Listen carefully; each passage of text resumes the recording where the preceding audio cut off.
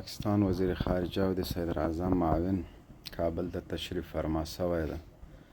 افغان تجارانو بعضې مخور سپین ږیرو ته درخواست کیږي چې د ملاقات په وخت کې د خپلو جیبونو مکمل خیال ساتئ.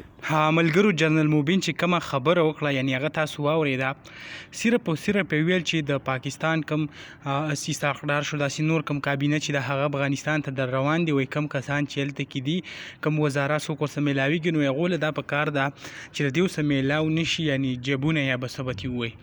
په هغې باندې چې کوم د افغانستان حکومت چې د دونه زیات سخت ایکشن واخیستو او اخیر کار چې کوم د جنرال موبین هغه یې ګرفتار کو. د ګرفتارۍ کومه ویډیو چې د هغه هم ما تاسو سره شیر کړې وه چې کوم ګرفتاري سره رنګ یې مخې ته راغلی، یعنی کوم ګاډي نه چې کوم د هغه کوز کي او کوم بل موټر سره یې وخېجوي او هغه فوراً چې کوم د هغه جیل یا څه ته ویسي.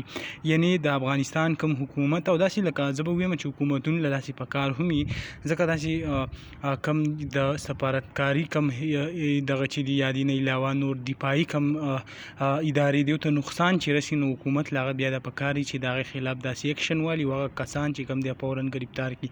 لکه زه به تاسو ته وایم پاکستان او انډیا چې کوم حالات روان وو، په دې کې هم داسې پاکستان کې خلک وو چې هغه به په خپل ملک پسې الټه خبرې کولې. نو اوس چې کوم اطلاعات راځي د هغو تر مخه چې هغه کسانو باندې هم کوم چاپېسه شروع شوي دي او ګرفتاریانې چې دي هغه یې مخې ته را روان دي. نو دا کوم ویډیو چې کوم معلومات و ما غوښته هغه زه تاسو سره شریک کړم. انشاءالله بله ویډیو کې میلاو. الله حافظ.